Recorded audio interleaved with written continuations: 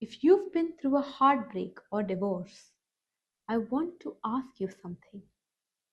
Does your body feel like it's still in it?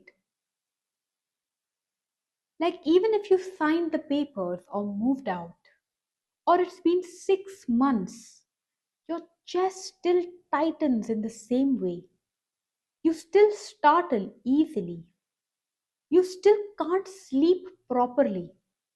You still feel like you're bracing for something, even when nothing bad is happening right now.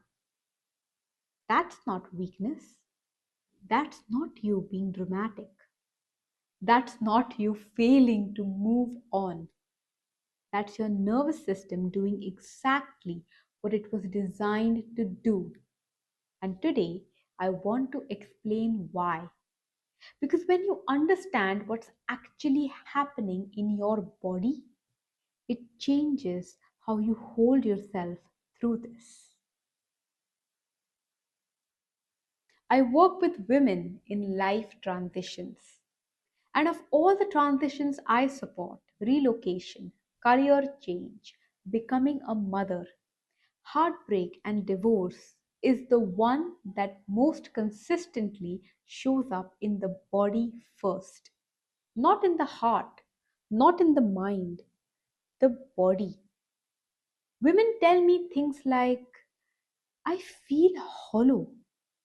I can't eat properly. I'm shaking and I don't know why. I keep driving to the wrong house because my body still expects to go home to somewhere that no longer exists. These are not emotional symptoms, they are physiological ones. Your nervous system is responding to a real threat, the loss of something it understood as safe, as permanent, as home.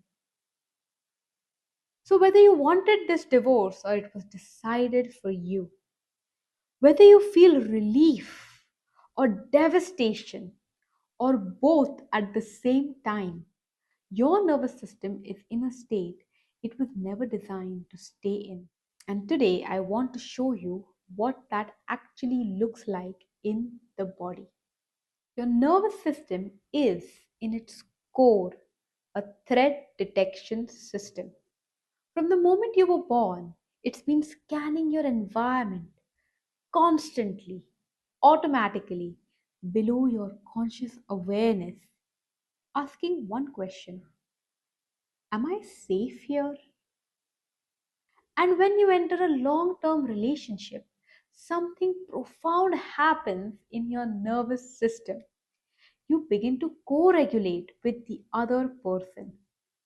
Co regulation is the biological process by which one nervous system helps settle another.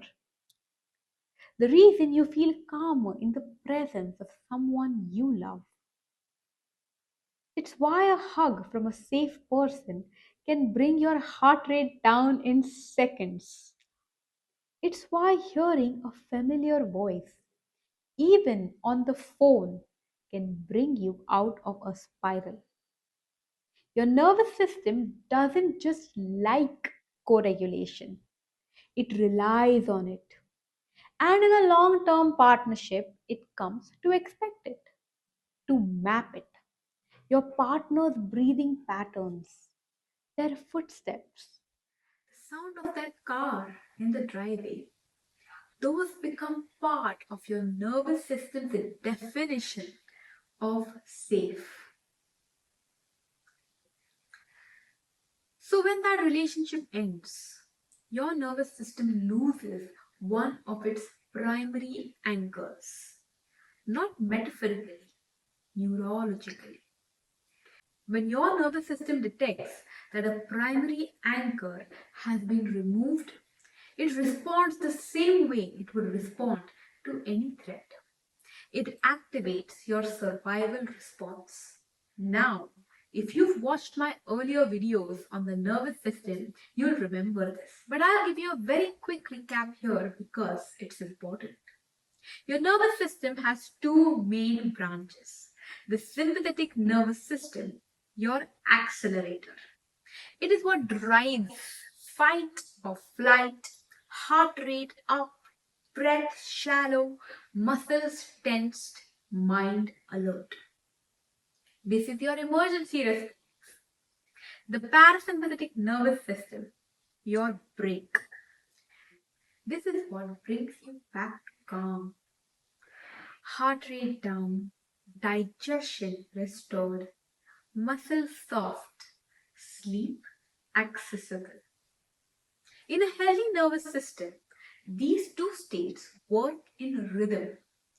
Stress activates the sympathetic, rest activates the parasympathetic.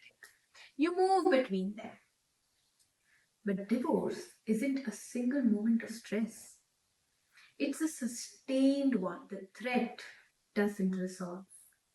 The danger doesn't pass. Your nervous system gets activated and stays activated because it's scanning for resolution that isn't coming. This is called chronic sympathetic activation. And the symptoms are very specific.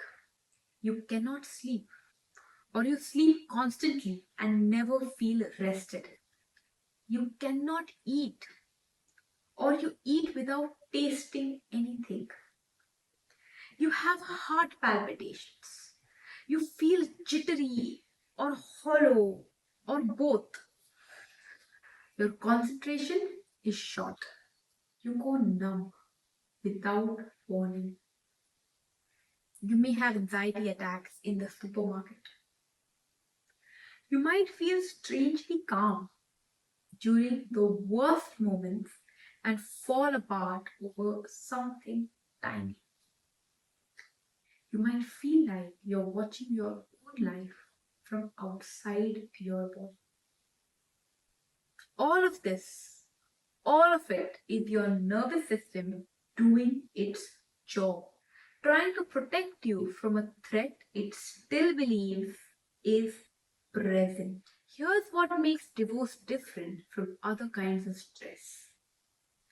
There is a grief layer underlying all of it. Grief is not just an emotion. Grief is a physiological experience. When we lose something, someone that has been woven into our daily life, our bodily expectations, our sense of future, our nervous system enters a state researchers now call protest and despair. The protest phase looks like the anxious stuff, the searching, checking your phone, the replaying of conversations, the anger, the bargaining. Your nervous system is trying to locate the thing it lost. The despair phase looks like the hollow stuff, the numbness, the exhaustion that no amount of sleep fixes, the inability to imagine a future. The nervous system has stopped searching and goes into conservation mode, preserving whatever little energy you have. Many women cycle between these two states multiple times a day. This is not instability. That is grief doing what grief does. The question I get asked often, why hasn't this passed yet? And the honest answer is that your nervous system doesn't process time the way your thinking brain does. Your thinking brain knows it's been 6 months. It has the capacity to hold the logical reality that the relationship is over and that is perhaps for the best. But your nervous system operates on felt sense, not logic. And if your felt sense of safety hasn't been restored, if you haven't yet found new anchors, new experiences of being okay, then your nervous system is still waiting. It's not that you haven't moved on emotionally. It's that your body is still holding a question open.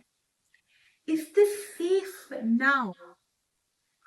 And until your nervous system gets enough evidence that the answer is yes, through practice, through connection, through embodied experience of being okay, keeps you in that activated state. So, what are you going to actually do with this? The first thing, and I know this sounds small, but it is genuinely one of the most important things you can do, is stop fighting your body. Stop treating your symptoms as failures. Stop being furious at yourself for not being over it yet. Your nervous system is not broken. It is responding appropriately to an enormous loss. The kindest thing you can do right now is witness that instead of fighting it. The second thing is to begin building new anchors. Your nervous system lost a primary regulator. It needs new sources of felt safety. And those don't have to be people. They can be places, practices, rituals, sensations. A smell of a candle you chose for yourself. A walk you take at the same time every day. So your body learns. This happens and I am okay. A breathwork practice, even 5 minutes, that tells your nervous system, I can bring myself back. These things are small against the size of what you're going through. I know that. But your nervous system doesn't need grand gestures. It needs consistency. It needs evidence repeated over time that you are still capable of returning to safety. The third thing that genuinely helps is that you deserve support that works at the level of the body, not just the mind. Talking about what happened is important, but talking can't complete what's held in the tissue.